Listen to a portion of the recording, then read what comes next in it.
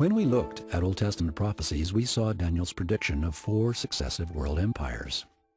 He indicated that during the period of the 4th world empire, which we identified as the Roman Empire, God would bring in his kingdom, a kingdom that will never be destroyed. This prophecy would beg the question, how will God bring his kingdom to earth? Daniel explained that he would send the Messiah, and even gave a specific date regarding his coming. The prophet announces this time frame in Daniel 9:25. Know and understand this, from the issuing of the decree to restore and rebuild Jerusalem until the Anointed One, the ruler, comes, there will be 7 sevens and 62 sevens. Now, let's look at the meaning of this passage. As we have already pointed out, the Anointed One, the ruler, is a phrase translated from the Hebrew, and it means the Messiah, the Prince. 7 sevens plus 62 sevens equals 69 sevens.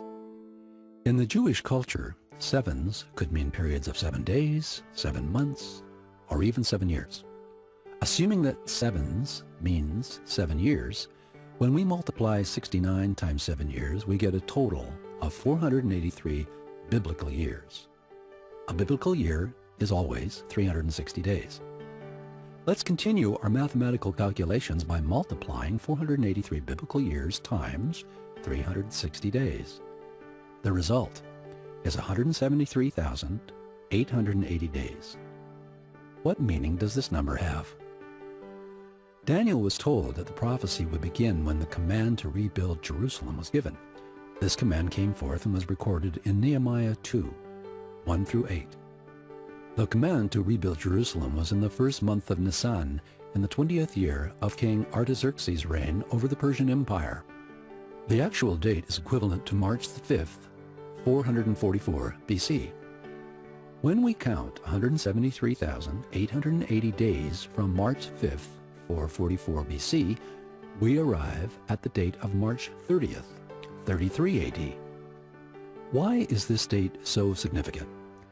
It's because on this particular day, the Jews who understood Daniel's prophecy about the coming Messiah were awaiting his arrival in Jerusalem with palm branches in their hands.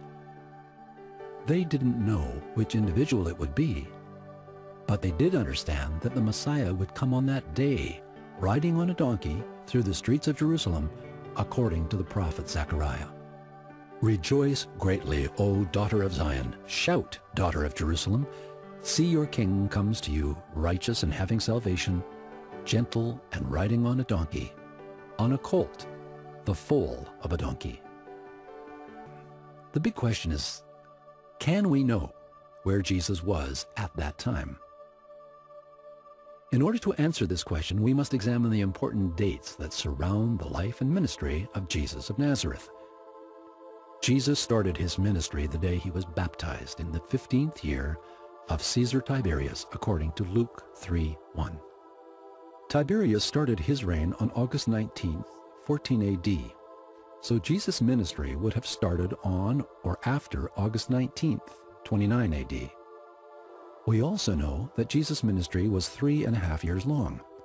If we add 3.5 years to August 19th, 29 AD, it will bring Jesus' ministry ending sometime in 33 AD. Another way of arriving at this year is to consider the following. The Jews celebrate Passover in the spring of each year. Jesus' ministry spans 3 Passovers, according to John 2:13, John 6:4, and John 11:55. On the 4th Passover, that was the day Jesus died. If we add 4 years to 29 AD, it brings us again to Jesus' ministry ending sometime in the year 33 AD. According to Jewish law, the Passover has to be on the 14th day of Nisan. In 33 AD, 14 Nisan is equal to April 3rd, a Friday. In John 12:1 we read, 6 days before the Passover, Jesus arrived at Bethany. In 33 AD, 6 days before the Passover is March 29th. Then in the same chapter we read, the next day, Jesus rides into Jerusalem on a donkey, John 12:12. The next day would be March 30th, 33 AD, the exact day that the prophet Daniel said Messiah would come into Jerusalem. No other person in recorded history has been documented riding on a donkey in the streets of Jerusalem that day, claiming to be the Messiah. Jesus of Nazareth was the only one.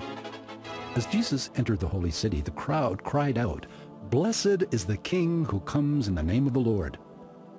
This was the first time that Jesus publicly acknowledged that he was the Messiah, the long-awaited King of the Jews.